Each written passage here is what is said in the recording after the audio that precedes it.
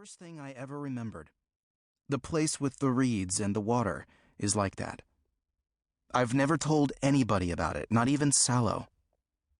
There's nothing to tell. Just the silvery blue water, and reeds in the wind, and sunlight, and a blue hill way off. Lately, I have a new remembering.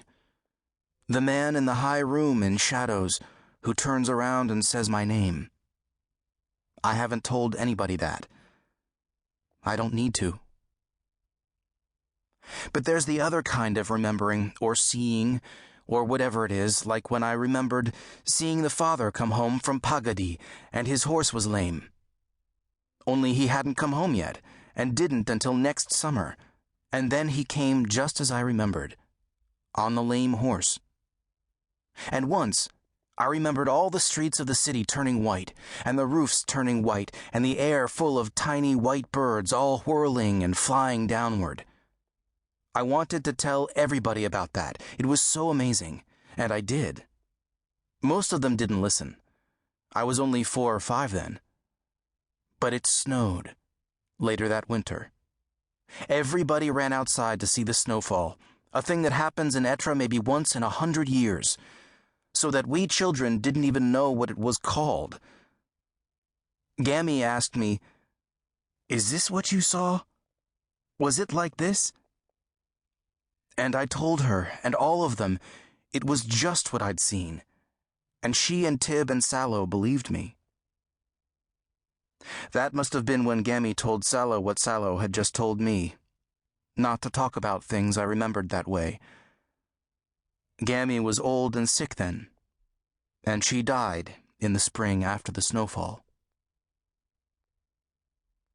Since then, I'd only had the secret rememberings, until this morning. I was by myself early in the morning, sweeping the hall outside the nursery rooms, when I began remembering. At first, I just remembered looking down a city street and seeing fire leap up from a house roof, and hearing shouts. The shouts got louder, and I recognized Long Street, running north from the square behind the Forefathers' shrine. At the far end of the street, smoke was billowing out in big, greasy clouds with red flames inside them. People were running past me all over the square, women and men, most of them running towards the Senate Square, shouting and calling out. But city guards ran by in the other direction with their swords drawn. Then I could see soldiers at the far end of Long Street, under a green banner. They had long lances, and the ones on horseback had swords.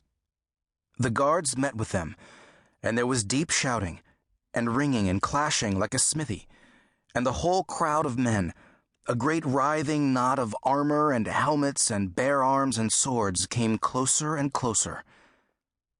A horse broke from it, galloping up the street straight at me, riderless, lathered with white sweat streaked red, blood running from where its eye should be. The horse was screaming.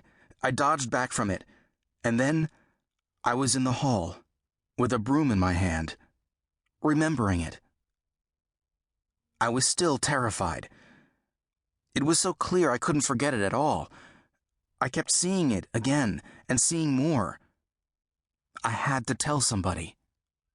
So, when Sallow and I went to get the schoolroom ready, and were there alone, I told her. And now I told her all over again, and telling it made me remember it again, and I could see and tell it better. Sallow listened intently, and shivered when I described the horse. What kind of helmets did they have? I looked at the memory of the men fighting in the street. Black, mostly. One of them had a black crest, like a horse's tail. Do you think they were from Osk?